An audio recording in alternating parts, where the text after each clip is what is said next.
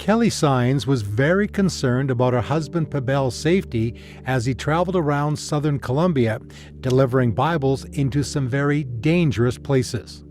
While they both knew the risks, it never deterred Pabel's desire to reach his people. Sí, claro. Porque es que lo que Pabel always thought there should be a change. The problem wasn't even religion. The issue is that there should be a change in the heart. Definitely, if there isn't a change in the heart, there won't be a change in the person's mentality. And that can only be done by God through His Word. When Pabel didn't come home on the evening of November 23, 2014, after working as a motorcycle taxi driver, the young mother of two began to worry.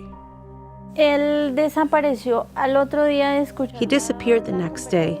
They contracted Pabel for a taxi ride service. The next day he went and took them for the ride, and he never returned. No one called. His cell phone was turned off. And so I began to worry by nighttime as he had not come home.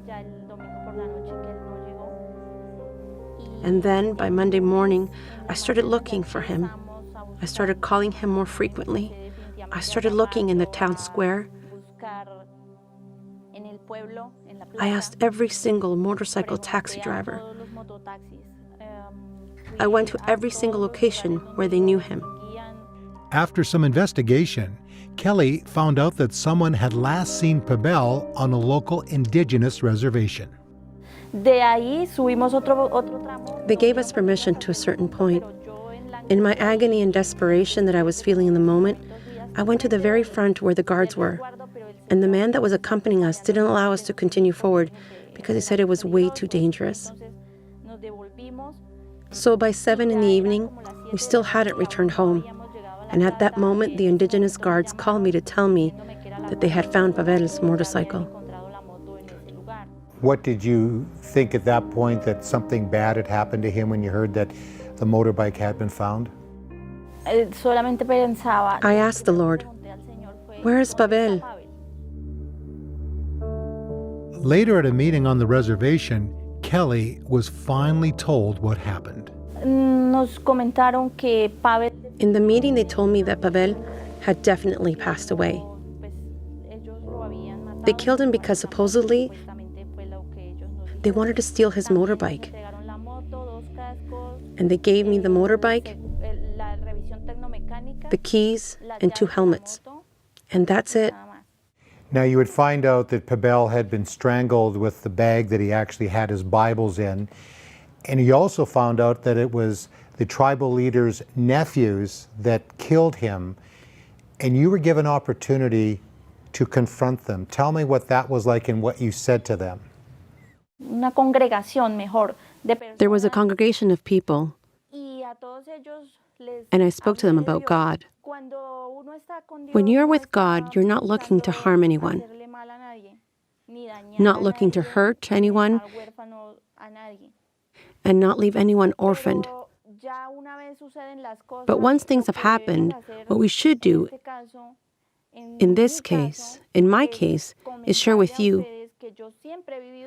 I've always lived in the house of God. He has always been with me. However, with these men that were in front of me, I said it directly to them, "You don't know our Lord." Kelly has been back to the same village where her husband was murdered. Only this time, she was handing out Bibles. Desde luego a las personas estas. We gave Bibles to the members of the indigenous tribe. And we also sent a Bible to each of the 2 that committed this murder against Pabel. The things of the Lord are eternal, and they are of eternal quality. It is true that we can facilitate a person receiving a Bible, and it could potentially change who they are. Their lifestyle, their way of thinking, their heart, their actions. So those changes will better a family, a town, a tribe, and even a nation. That's amazing how the Lord opened a door through the death of your husband You were dealing with your own pain, losing Pabel, the man that you loved, but your children, Linda and Israel, also lost their father. How were you able to tell them, and that must have been very difficult for you?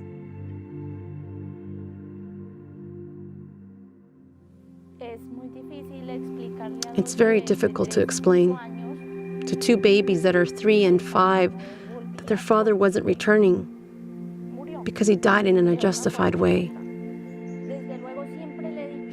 To this day, I've told them that their father was an excellent person, possibly sent from God, or maybe like an angel of God.